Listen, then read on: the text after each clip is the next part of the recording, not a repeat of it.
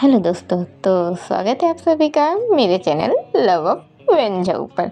आज मैं आप सभी के साथ मेरे झाऊ अंकल का नेक्स्ट पार्ट शेयर कर रही हूँ। तो कहानी की शुरुआत वहीं से होती है जहाँ ख़त्म हुई थी। फ्लैशबैक जो कि ख़त्म हो चुका था। तो अपना वेन हमारे झाऊ को देखता ही रहता है और धीरे से ही आश बोलता है। वेन की आंखें नम हो जाती हैं। फिर वेन अपने बिस्तर पर जाकर सो जाता है। अब सीन शिफ्ट होता है मॉर्निंग में, और मॉर्निंग हमारे हैन से होती है। हैन अभी भी वांग को हक करके सोया हुआ था। अब हमारे वांग की आंखें खुलती हैं। वांग देखता है हैन उसे हक करके सोया हुआ है।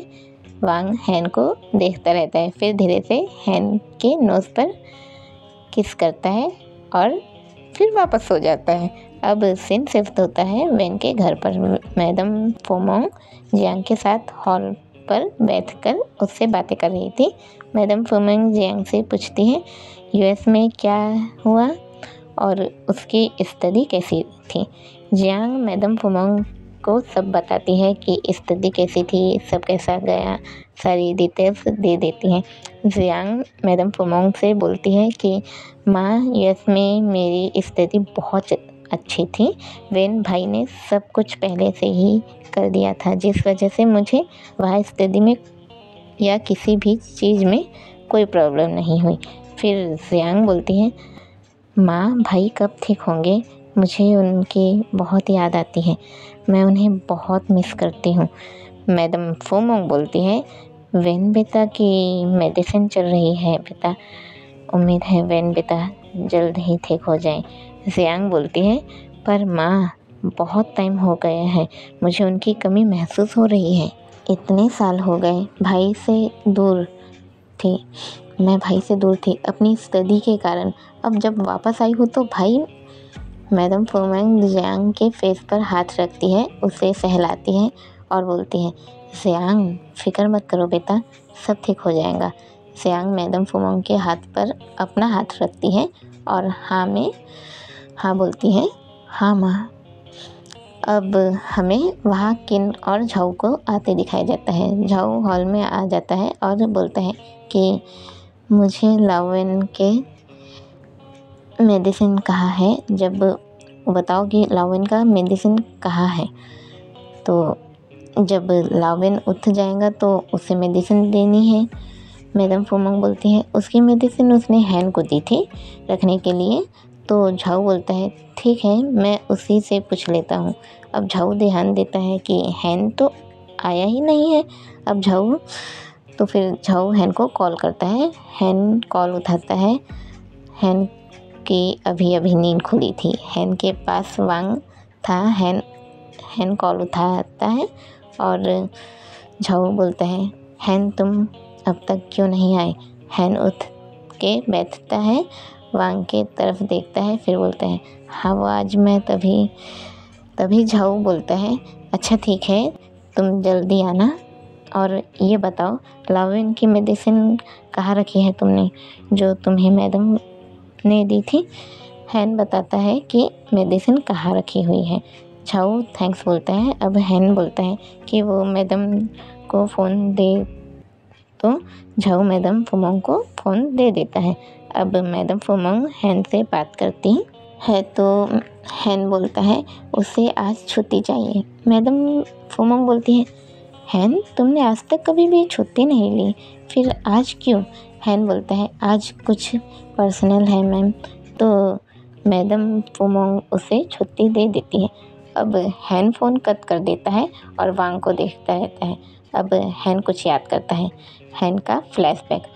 जब हैन वांग को हक करके सो गया था तो थोड़ी ही देर में हैन की आंखें वांग के आवाज़ से खुलती है। हैन देखता है वांग नींद में ही रो रहा था, नींद में बरबर आ रहा था। वांग नींद में ही रोता हुआ बोल रहा था छोड़ दो मुझे, नहीं नहीं प्लीज़ मुझे टच मत करना, नहीं प्लीज़ नहीं, मुझे छोड़ दो, मुझे गंदा लगता है, प्लीज़ मुझे छोड़ दो। वांग का आँखों से आंसू बह रहे थे। वांग की आंखें बंद थी पर उसके आँखों से आंसू बह रहे थे। हैन देखता है तो वांग के आँखों से आंसू पोंछता है और उसे शांत करवाता है। हैन बोलता है, वांग वांग शांत हो जाओ, देखो कोई नहीं है यहाँ, देखो कोई तुम्हें नहीं छू रहा। वांग देखो मैं हूँ यहाँ, कोई भी तुम्हें टच नहीं कर रहा। हैन वांग को और टाइट करके हक कर लेता है। वांग और वैसा ही सिसकता हुआ अपना वांग वैसे ही सिसकता रहता है। हैन वांग के फोरहेड पर किस करता है और वैसे ही वांग को हक करके रखे रहता है और वांग सिसकता हुआ सो जाता है। अब हैन भी वांग को देखता हुआ सो जाता है। फ्लैशबैक ख़त्म। हैन अपने बिस्तर से उठता है और वॉशरूम चला जाता है। फिर वापस आकर किचन में आ जाता है और ये ब्रेकफास्ट रेडी करने लगता है। हैन ब्रेकफास्ट रेडी करने के बाद वांग के पास जाता है उसे उठाने। अब सीन कट होता है, हम वेन के पास जाते हैं। हमारा वेन बिस्तर पर ही बैठा हुआ कुछ सोच रहा था। फिर वेन अपने बिस्तर से उठता है, अपने बिस्तर के जस्ट पीछे जाता है। वहाँ एक पेंटिंग थी। वेन उस पेंटिंग को जरा सा उठाता है तो देखता है उसी पेंटिंग के जस्ट पीछे एक डायरी थी और साथ ही वहाँ एक दरवाज़ा भी था। अब वेन उस डायरी को लेकर वापस बैठ जाता है। फिर उस डायरी को खोलता है। डायरी के फर्स्ट पेज पर जो पहला पन्ना होता है वहाँ लिखा हुआ था, मैं और मेरा प्यारा आज़ू। फिर एक और पेज खोलता है तो मैं उसमें लिखा था, अब सीन शिफ्ट हो रहा है वेन के यादों में। अपना वेन एक बेंच पर लेटा हुआ था। वेन की आंखें अभी खुली थी, वो अभी भी होश में आया था।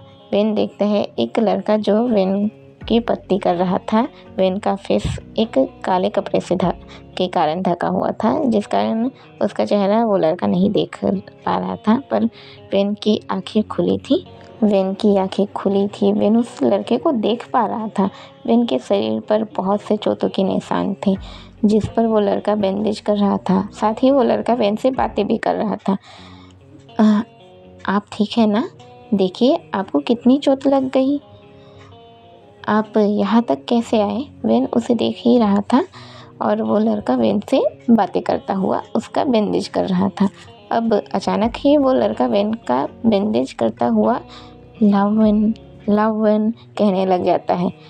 वेन अपनी यादों से निकलता है तो देखता है बाहर से झाऊ वेन को आवाज़ें दे रहा है, लव वेन। वेन जल्दी से उठता है, उसी पेंटिंग के पीछे जल्दी से उस डायरी को रखता है और जल्दी से वापस बेड पर बैठ जाता है अपने हाथों से खेलता हुआ। अब अपना झाऊ आता है वेन के पास। वेन को अपने हाथों से खेलता हुआ देखता है तो बोलता है, लव वेन क्या कर रहे हो? वेन उठ जाता है, झाऊ को देखता है और बोलता है, कुछ नहीं। फिर वेन झाऊ को देख के मुस्कुराता है। झाऊ भी मुस्कुराता है और बोलता है, चलो लव वेन ब्रेकफास्ट करना है। वेन बोलता है, ब्रेकफास्ट? हाँ चलिए। अब झाऊ वेन को लेकर डाइनिंग एरिया में ले जाता है। डाइनिंग पर गुजियांग, मैडम फुमन, किन बैठे हुए थे। झाऊ किन को वही चेयर पर बैठाता है और बोलता है, लावेन चलो पहले ब्रेकफास्ट कर लो, फिर मेडिसिन लेना है। वेन झाऊ की ओर देखता है और बोलता है, हाँ मैं ब्रेकफास्ट करूँगा, पर आप ना मुझे अपने हाथों से खिलाओगे। झाऊ मुस्कुराता है और बोलता है, अच्छा तो बताओ मेरा लवेन क्या खाएगा? वेन बोलता है, जो मेरे झाऊ अंकल खिलाएंगे। अब झाऊ वेन को ब्रेकफास्ट करवाता है। झाऊ एक स्पून करके वेन को खिला रहा था। वेन खा रहा था और मैडम किन और जियांग ये देख रहे थे। अब जियांग झाऊ को देखते रहती है कि वो वेन को कैसे प्यार से ब्रेकफास्ट करवा रहा है। अब जियांग के आंखों में आंसू आ जाते हैं। जियांग अब कुछ याद करती है। जियांग के यूएस जाने से पहले वेन अक्सर ही जियांग को अपने हाथों से खिलाता था। उसे जियांग अपने लिए वेन का प्यार याद करती है। मुस्कुराती है, फिर चुपचाप ब्रेकफास्ट करने लग जाती है।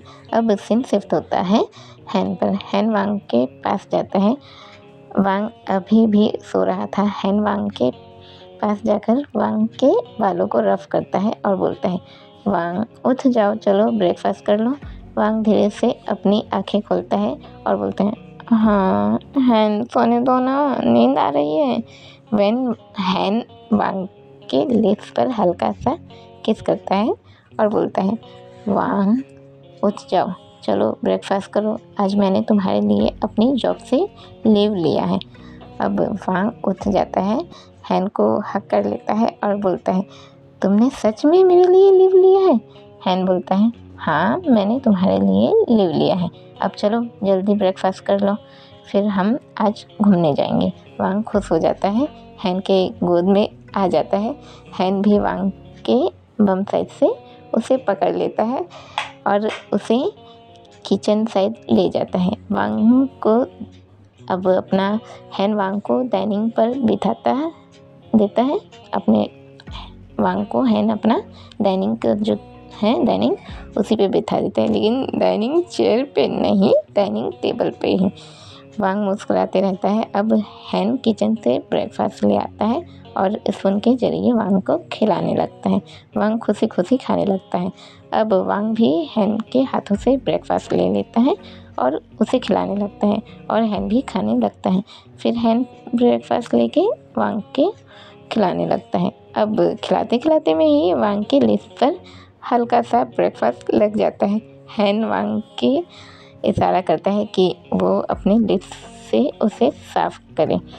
वांग नहीं साफ करता और मज़े से खाने लगता है। अब हैन अपना हाथ सामने करता है तो वांग हैन का हाथ हटा देता है और अपने लिप्स सामने करके हैन के लिप्स पर अपनी उंगली रख देता है। मतलब समझ जाओ यारो, वांग हैन से क्या बोल रहा है। हैन मुस्कुराता है और अपनी जिभ से ही वांग के लिप्स को लिक कर लेता है, पर अपना वांग तो कम नहीं। वांग हैन के सर को पीछे साइड से पकड़ लेता है और हैन को किस करने लगता है। हैन तो जैसे शॉक ही हो गया था और वांग हैन को किस कर रहा था। अब हैन भी खुद को रोक नहीं पाता और वांग को किस करने लगता है। अब दोनों ही ऐसे ही किस करते करते रहते हैं। धीरे धीरे दोनों की सांसें तेज होने लगती है और दोनों ही रुक जाते हैं। वांग के हाथ तो हैन के सर के पीछे और गर्दन पर थे, पर हैन के हाथ वांग के कमर पर थे। अब हैन वांग से बोलता है। हैन की ओर वांग की सांसें बहुत तेज थी। हैन बोलता है, वांग बोलता है, मेरे साथ बाहर चलोगे? वांग की सांसें तेज थी। वांग बस हाँ में सर हिलाता है।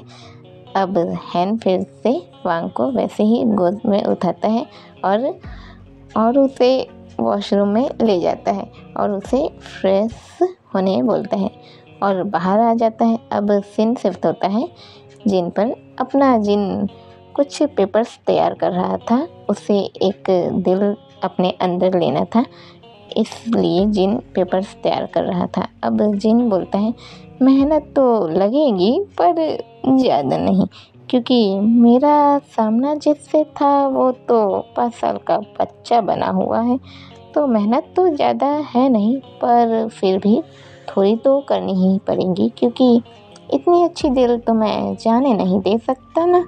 अब सीन शिफ्ट होता है मैडम फोमोंग पर। मैडम फोमोंग अपने ऑफिस आई थी और अपने सारे स्टाफ मेंबर्स से मिल रही थी। अभी मैडम फोमोंग को जितने भी वहाँ पर लोग थे सभी ग्रीट करते हैं। फिर मैडम फोमोंग अपने कैबिन में चली जाती हैं। मैडम फोमोंग भी कुछ पेपर्स रेडी कर रही थी। मैडम फोमोंग हैं उन पेपर्स को रेडी करते करते अब वेन को याद करती हैं। मैडम फोमोंग बोलती हैं, वेन बेटे ने कितनी जल्दी इस कंपनी को संभाल लिया था ना। भाई साहब और दीदी, साथ ही जियांग के पापा के जाने के बाद मैं तो आज तक इस कंपनी को इतनी अच्छे से रेडी नहीं कर पाई हूँ। बस ये दिल मिल जाए तो शायद हमारी कंपनी फिर से रैंक 1 पर आ जाए। अब मैडम फुमोंग ये सब सोचती रहती है कि उन्हें याद आता है कि उनकी बेटी जियांग इतने सालों बाद यूएस से वापस आई है, तो वो जल्दी जल्दी उन पेपर्स को कलेक्ट करती है। फिर उन पेपर्स को लेकर ऑफिस से चली जाती है, घर आ जाती है। फिर वहाँ से निकलती है। बाकी जितने भी वहाँ पर वर्कर हैं सारों को वो छुट्टी देती थी। फिर वहाँ से निकल के वो घर आ जाती है। अब सीन शिफ्ट होता है हैन और वांग पर। हैन ने वांग को उसी मॉल में लाया था जहाँ उनकी पहली मुलाकात हुई थी। वांग हैन से बोलता है, क्या बात है, तू मुझे इतने बड़े मॉल लाया है, तो तू सिर्फ मॉल में घुमाएगा या फिर कुछ लेगा भी? हैन मुस्कुराता है और बोलता है, तुम जो चाहो मैं तुम्हें लेकर दूंगा। वांग बोलता है, अच्छा बेटा। हैन बोलता है, हाँ। तो वांग बोलता है, अच्छा तो चल फिर। वांग आगे आगे जाता है, हैन वांग के पीछे पीछे। अब वांग चलते चलते बोलते हैं, अच्छा हैन। हैन बोलता है, हाँ वांग। तो वांग बोलता है, सुनना। वांग थोड़ा बच्चों जैसा बोलता है, सुनना। हैन बोलता है, अरे हुआ क्या? वांग हैन का हाथ पकड़ लेता है और उसे खींचता हुआ एक आइसक्रीम के शॉप पर ले जाता है और बोलता है, अबे बाकी चीज़ें छोड़, पहले मुझे ग्लास वाली आइसक्रीम लेके दे। हैन बोलता है, हाँ मैं तो डर ही गया था। अब हैन वांग को वो ग्लास वाली आइसक्रीम लेकर दे देता है। वांग मुस्कुराता हुआ आइसक्रीम खा रहा हो और मॉल में घूम रहा था। वांग फिर से आगे आगे आइसक्रीम खाता हुआ आगे आगे घूम रहा था और हैन वांग के पीछे था। अब वांग आइसक्रीम खाता हुआ घूम ही रहा था कि तभी वांग की नज़र वहाँ एक जगह पर जाती है जहाँ एक आदमी था और उसके साथ एक लड़का था जो नॉर्मल 17 से 18 साल का था। अब वो जो आदमी था वो उस लड़के को गलत तरीके से छू रहा था। वो आदमी उस लड़के के निक के पास से स्मेल ले रहा था और उसके बम पर हाथ रखा था। वांग जैसे ही देखता है, वांग की बॉडी शेक करने लगती है। अपना वांग थोड़ा सा घबराने लगता है। वांग के हाथों से आइसक्रीम गिर जाती है। वांग भी नीचे गिर जाता है। हैन देखता है तो वरीड हो जाता है और वांग के पास आ जाता है। हैन बोलता है, क्या हुआ वांग? वांग वैसा ही नीचे बैठा हुआ था। हैन वांग के लिए बहुत वरीड हो गया था। हैन बार बार वांग से पूछ रहा था, क्या हुआ वांग, तुम ठीक हो ना? पर वांग को तो जैसे हैन की आवाज़ ही नहीं आ रही थी। वांग के आंखों के सामने जैसे अंधेरा छा गया हो। वांग के कानों में बस एक ही आवाज़ गूंज रही थी, एक आदमी की आवाज़ जो उससे बोल रहा था, वांग वांग मुझसे दूर मत जाओ, देखो मैं तुम्हें हर्ट नहीं करूँगा, बस बस बिल्कुल भी हर्ट नहीं करने वाला, बस 10 मिनट का दर्द होगा, उससे ज़्यादा नहीं।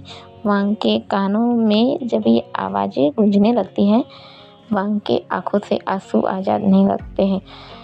वांग वही मॉल में नीचे बैठा हुआ बड़बड़ाने लग जाता है, नहीं नहीं, मेरे करीब मत आइए, मेरे करीब मत आइए, मैं चिल्ला दूंगा, प्लीज़ मेरे करीब मत आइए। हैन वांग के इन हरकतों से हैरान हो जाता है। वांग को वही बैठा बैठा हक कर लेता है और बोलता है, कोई नहीं है वांग, कोई तुम्हारे करीब नहीं आ रहा, देखो मैं हूँ यहाँ। मॉल के सारे लोग उनको देख रहे थे। हैन वांग को और भी टाइट हक कर लेता है और बोलता है, वांग कोई भी करीब नहीं आ रहा, मैं हूँ यहाँ। वांग के आंखों से आंसू बहने लग जाते हैं और मेरी भी बह रहे, मेरा दिमाग खराब है। सॉरी। वांग रो रहा होता है और साथ ही हैन भी रो रहा होता है। दोनों ऐसे ही बैठे रहते हैं। अब थोड़ी ही देर बाद वांग हैन से दूर होता है, हैन को देखता है। हैन के आंखों से आंसू बहते रहते हैं और वांग के भी आंखों से आंसू आ रहे थे। वांग उठ जाता है और हैन को भी उठा लेता है और बोलता है, घर चलो, मुझे घर जाना है। हैन वांग से कुछ नहीं पूछता और वांग के पीछे पीछे जाने लगता है। अब सीन शिफ्ट होता है वेन पर, वेन और झाऊ पर। वेन, झाऊ, किन और जियांग वही हॉल में खेल रहे थे। वेन आगे आगे, वेन के पीछे झाऊ, झाऊ के पीछे किन और किन के पीछे जियांग। वेन भागता हुआ चिल्ला रहा था, मुझे पकड़ो, मुझे पकड़ो। झाऊ वेन के पीछे भागता हुआ चिल्लाता है, लाओ वेन, रुक जाओ, रुक जाओ। किन भी झाऊ के पीछे भागता हुआ बोल रहा था, भाई मुझे बचाइए ना इनसे। और जियांग किन के पीछे भागती हुई चिल्ला रही थी, किन, जी शाओ, मैं तुम्हें छोड़ूंगी नहीं, आज बस तुम एक बार मेरे हाथ में आ जाओ। अब ऐसा चलते ही रहता है।